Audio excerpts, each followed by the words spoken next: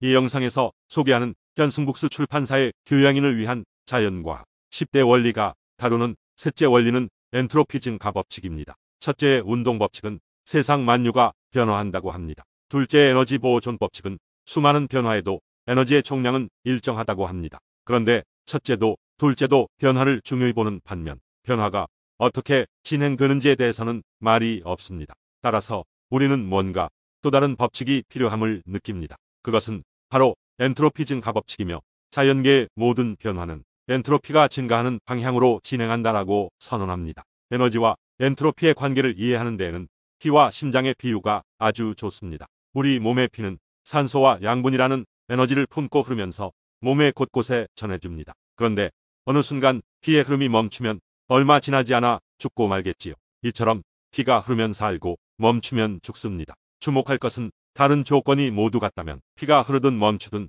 산소와 양분의 양은 일정하다는 사실입니다. 곧 여기까지는 에너지 보존 법칙이 적용되고 아무 차이가 없습니다. 하지만 피가 흐르면 살고 멈추면 죽는다는 점은 엄청난 차이입니다. 우리가 살아가려면 피가 계속 흘러야 하듯 삼라만상도 살아가려면 에너지가 계속 흘러야 합니다. 그렇다면 몸속에서 심장이 피를 흐르게 하듯 우주에도 심장에 해당하는 게 있어야 합니다. 이러한 우주의 심장이 엔트로피의 증가이고 따라서 우주의 모든 현상에서 엔트로피가 증가해야 하며 이게 바로 엔트로피 증가 법칙입니다. 앞서 에너지 보존 법칙은 우주의 존재를 보장해주는 고마운 법칙이라고 했습니다. 하지만 단순히 존재만으로는 아무 의미가 없습니다. 당장 세상의 모든 게 동작을 멈추고 그저 하염없이 있기만 한다고 상상해봅시다. 이것도 세상이라고 해야 할까요?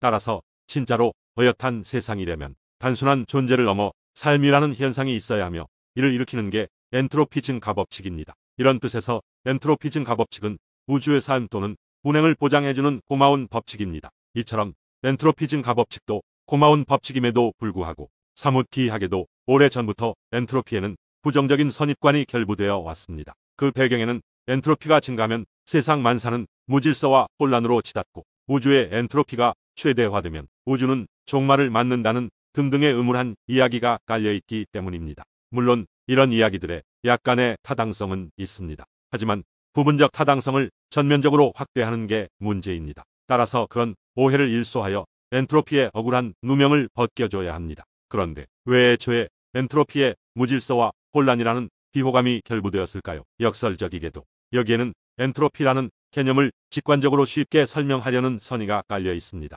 엔트로피에 대해서는 물컵의 잉크 한 방울의 비유를 많이 씁니다. 물컵에 잉크 한 방울을 조심히 넣으면 처음에는 물과 잉크가 따로 있는 것처럼 보입니다. 하지만 조금 있으면 잉크 방울이 아주 복잡하고 무질서하고 혼란스럽게 퍼져나가며 결국에는 물 전체와 완전히 섞입니다. 이때 다른 조건이 같으면 물과 잉크가 섞이기 전과 후의 에너지는 같습니다. 하지만 물에 잉크를 넣으면 가만히 두어도 저절로 섞이고 한번 섞인 뒤에는 다시 처음 상태로 돌아가지 않습니다. 나아가 완전히 섞이고 나면 더 이상 아무 변화도 없이 계속 그 상태에 머뭅니다. 엔트로피는 여기서 잉크의 확산 정도를 나타내는 척도입니다. 잉크의 무질서한 확산은 엔트로피의 증가이며 완전히 섞인 상태는 최대 엔트로피 상태이고 이렇게 엔트로피가 최대화되면 영원 불변의 상태가 됩니다. 이런 상황을 볼 때 엔트로피의 무질서와 혼란이 결부되고 나아가 결국 우주 전체가 더 이상 아무런 운행도 하지 않는 실질적 죽음을 맞게 된다는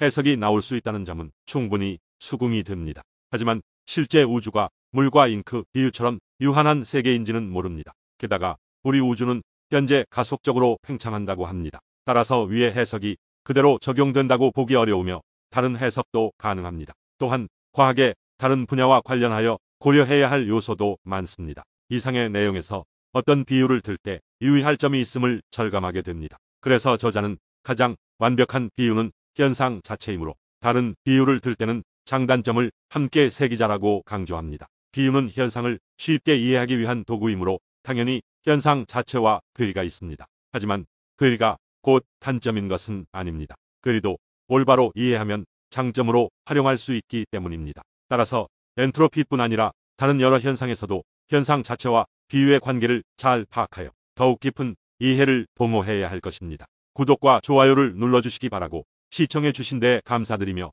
이번 영상을 마칩니다.